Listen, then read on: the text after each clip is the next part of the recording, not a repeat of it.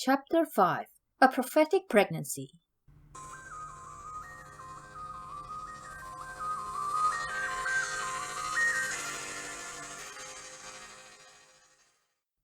Sister, don't sit there daydreaming. Let's row to the Mansion Island. Arila looked at her sweet and childlike brother, Kalo. He was not yet in his 3rd century, and he hadn't faced the tiring responsibility of growing up to be a full adult yet. While he was biologically an adult, as the Zetans reached puberty at around the 100-year mark, Kylo was still the equivalent of a human teenager at the age of 175. I'm coming! Don't stress me! Arila shouted while hoping that she would have more time to think. Her affair with Zelenko 3 months earlier had led to a conception. While it would be a dream to raise a child with the mayor's son, the fact that he hadn't been her appointed partner was an insurmountable issue. Arila remembered what Xialiap had said in fury when she rejected him. If he found out about her pregnancy, she risked deportation to some barren world. She would linger in darkness and forever miss out on the outstanding beauty that was Zitani autumn. Thinking of the risk of deportation, Arila wanted to contact Podixa on Desierto 2. The city council had deported Podixa for illegal procuration many years earlier, and so, if they were to send her away, she wanted to join her friend. However, since Desierto 2 was 50 light years away, she couldn't communicate with Podixa. The only way to transmit faster than light was to use Zetan telepathy, and they were both novices in that art. You're slower than a turtle! Hurry up! We don't have all day! Kylo teased. Not as slow as you, Arila chirped, got up, and sprinted towards the boat. Kylo got up, sprinted past Arila, and teased her as they reached the boat. Damn, sister, you became so slow when you reached adulthood. You would not run fast either if you were pregnant, Arila thought, but she didn't want to share her troubles with her younger brother. Since their mother had passed away, she had raised him. What would happen to her brother if the city council sent her away? Was he mature enough to look after himself? I'm having a slow day.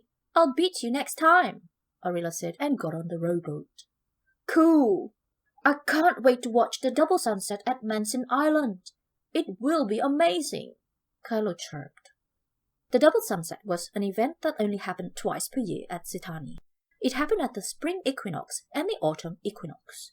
During those days, both the suns in the star system set simultaneously. The double sunset was magnificent when the red dwarf Zetani Sol merged into the blue giant Zetani Maximus at the horizon, creating the illusion of a purple sun setting. Oh, I don't know. I'm not feeling it this year, Arila said and sighed. Wow, you have become a downer since you became an adult. Let go of your worries. We will have so much fun on the island. Mayor Siblex Valsam will be handing out food, drinks, and money to everyone, Kylo enthused. She almost had a panic attack when she heard about the mayor's presence at the autumn equinox fair. What if he saw that she was pregnant? What would she do then? They'll find out eventually. I need to find a way to avoid deportation, Arila thought while remaining silent for the rest of the boat ride to the island.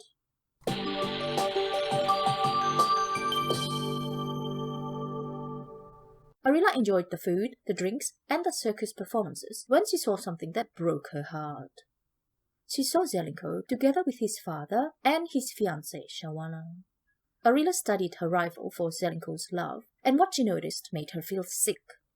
Shawana was also pregnant. This was unfair.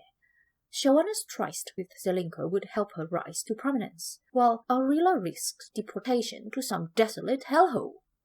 Stop staring at the mayor's son, Arila. A man like that would never want someone like you, Kylo teased. Shut up! I don't want to hear a single word from you, Arila shouted loud enough for everyone at the fair to stare at her. Why, relax. I get it. You got a serious crush on him.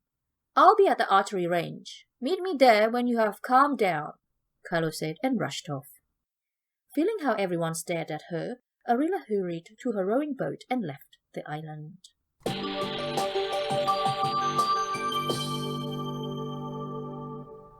I know that you feel upset, But don't worry, everything will be all right. I'm glad that our intercourse had its desired result." Arilla was crying in solitude when Zelenko suddenly appeared like a mirage in front of her. She didn't know how to feel about his appearance. If he was aware of her condition, why had he abandoned her? "What about you and Shawana? I could tell that she's also pregnant," Arilla replied. There was a short silence, and Zelenko's mirage was flickering in front of Arilla. She didn't like that he used telepathy instead of showing up in person, and the flickering was a sign that he was lying. Zelenko re-emerged and replied, "Shawana is my betrothed, and she will be my lawful wife. However, you are my destiny." "Then be with me. At least claim me as your concubine. Don't abandon me to my fate," Arilla sobbed. "I will save you and our unborn child. However, I must lay low. I stole you from Cialia, and my father punished me. I cannot defy him until my plan comes to fruition. Have faith in me, Arilla." As the mirage of Zelenko faded away, Arilla felt heartbroken. The father of her child was to marry another woman, and he refused to even look at her. Arilla's only hope was his vague telepathic promises. "True Maker, please give me a sign," Arilla sobbed as she sat all alone when the rest of the city was celebrating the autumn equinox.